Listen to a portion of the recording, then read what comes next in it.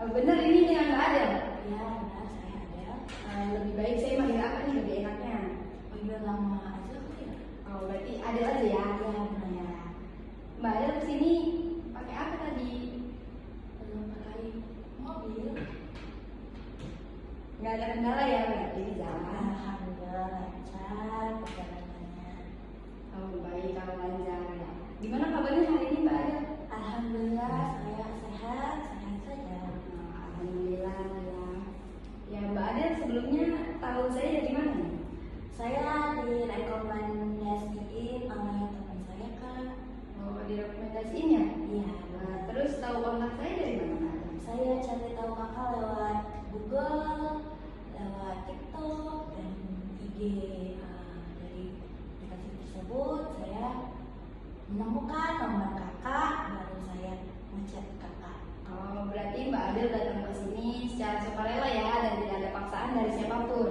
Ya, benar, saya datang dengan sukarela dan tanpa paksaan.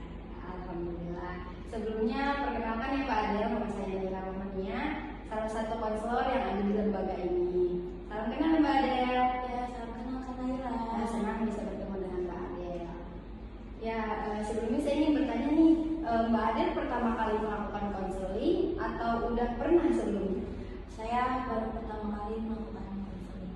Oh, pertama kali ya, berarti Mbak Adel belum tahu nih apa itu konseling, bagaimana proses konseling dan tujuan konseling itu. Ya, benar. Baik, saya akan menjelaskan terlebih dahulu ya tentang konseling ini. Jadi kegiatan yang dilakukan kita sekarang itu disebut dengan konseling individual. Ya, jadi konseling individual itu adalah proses pemberian bantuan yang dilakukan oleh seorang konselor, yaitu saya sendiri, kepada seorang konseli, yaitu Mbak Adel, secara tatap muka di ruangan ini. Nah, tujuan daripada konseling individual ini salah satunya yaitu untuk mengentaskan masalah. Jadi, insya Allah pada hari ini kita sama-sama mencari solusi bagaimana nanti kedepannya akan seperti apa. Gitu Mbak Adel. Dan yang kedua, selain daripada itu tujuannya ada untuk memandirikan klien, yaitu Mbak Adel sendiri memandirikan diri Mbak Adel. Sampai sini sudah dipahami? Sudah. Ada yang ingin ditanyakan? Tidak ada. Tidak ada. Baik, saya akan melanjutkan. Jadi di dalam konseling individual ini terdapat 5 asas yang harus kita pegang teguh bersama-sama Mbak Adel.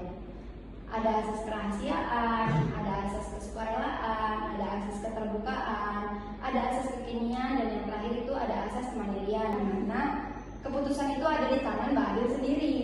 Nah, yang paling utama dari asas ini itu asas kerahasiaan, di mana asas kerahasiaan ini Mbak Adel tidak perlu takut akan informasi atau masalah Mbak Adel itu pada hari ini yang diceritakan itu terbongkar oleh orang lain atau oleh siapapun. Jadi nggak perlu takut karena saya sendiri sudah dijanji dan disumpah untuk tidak memaparkan atau memberitahukan informasi terkait konseling-konselingnya.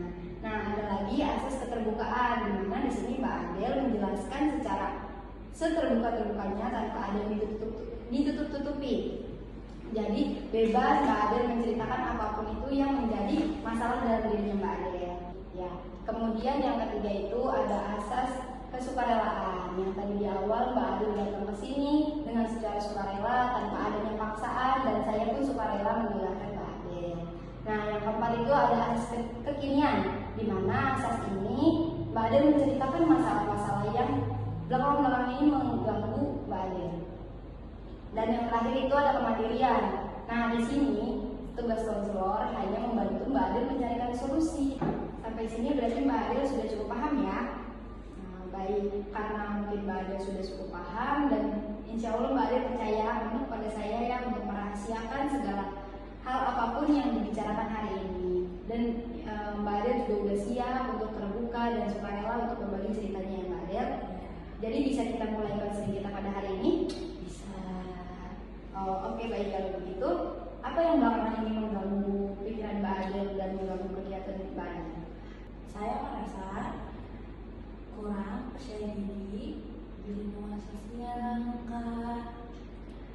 Seperti saya menyampaikan argumentasi dan saya berprestasi di kelas. Oh, jadi Mbak Adel itu merasa kurang percaya diri ya ketika tampil di depan banyak orang. Ya, benar.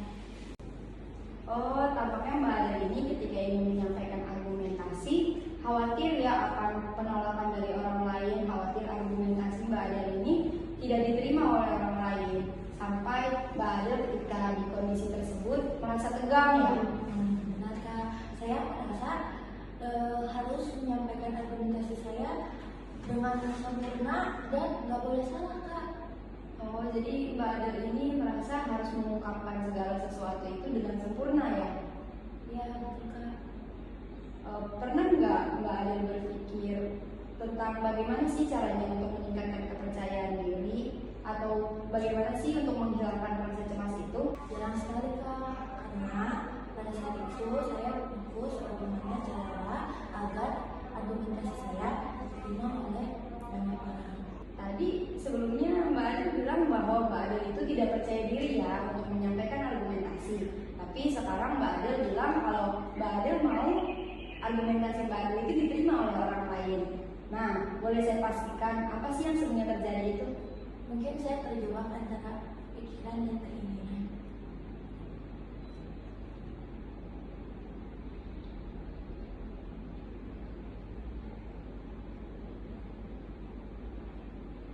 Apakah ada sesuatu yang muncul ketika kita telah melakukan diam sejenak tadi?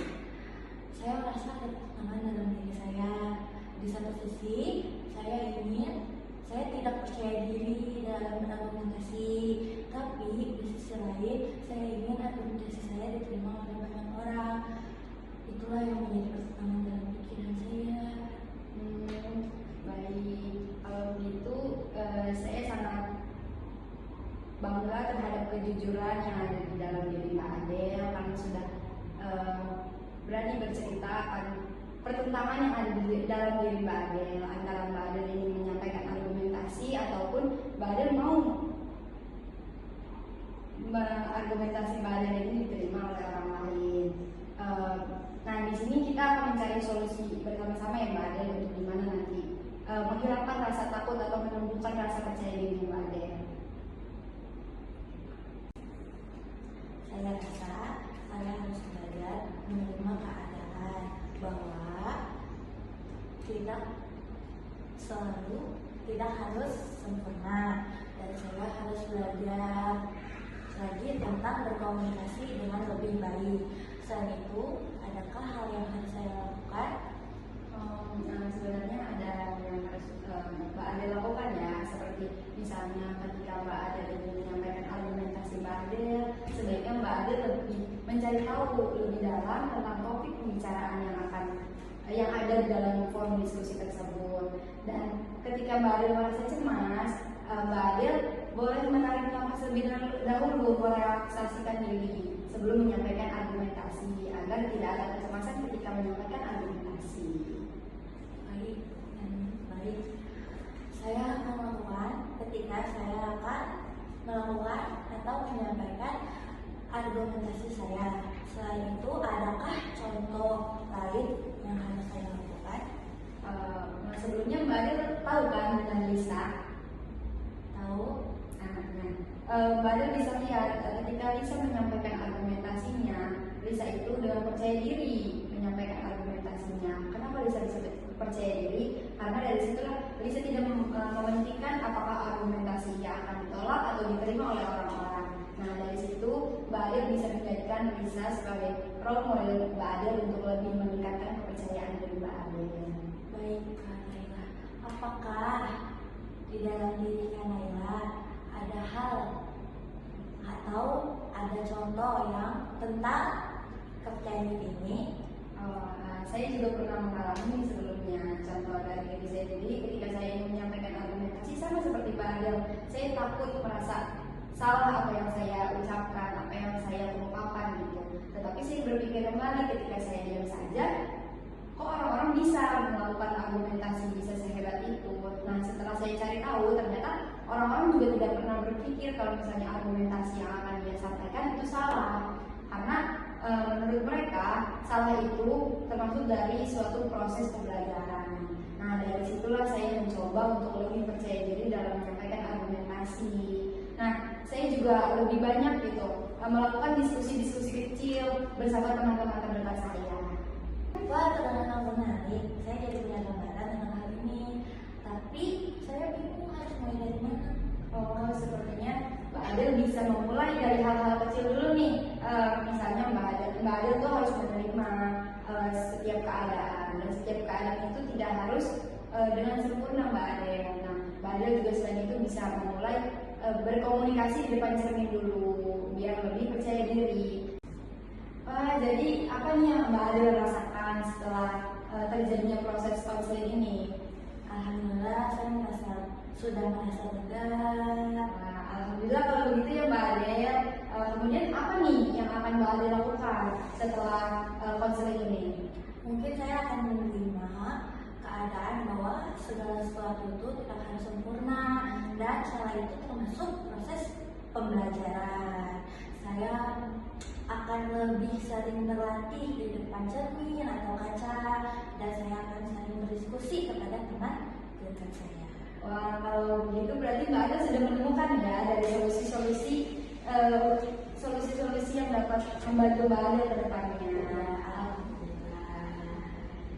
Jadi baik, terima kasih Mbak Adel sudah melakukan proses konseling ini dengan baik. Semoga usaha-usaha yang akan Mbak Adel lakukan ini berjalan dengan baik dan Mbak Adel menjadi lebih baik ke depannya.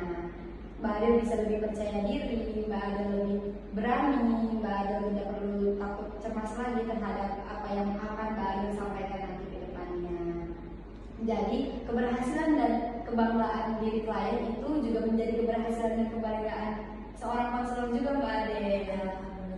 Nah, semoga Allah selalu membersamai usaha-usaha Mbak Adel ya. Semoga Mbak Adel ke depannya menjadi yang lebih baik. Sampai sini terima kasih banyak Mbak Adel. Apabila Mbak Adel ada yang perlu disampaikan lagi kepada saya atau ingin mengunjungi saya untuk berkunjung lagi kepada saya, silakan hubungi nomor yang sudah Mbak Adel ketahui ya, untuk membuatkan janji terlebih dahulu. Ya, selamat Mbak Adel sudah menemukan segala solusi yang ada. Ya, terima kasih juga Kak Naila. Nah, semoga hari-harinya selalu menjadi lebih baik. Senang bertemu dengan Mbak Adel. Iya.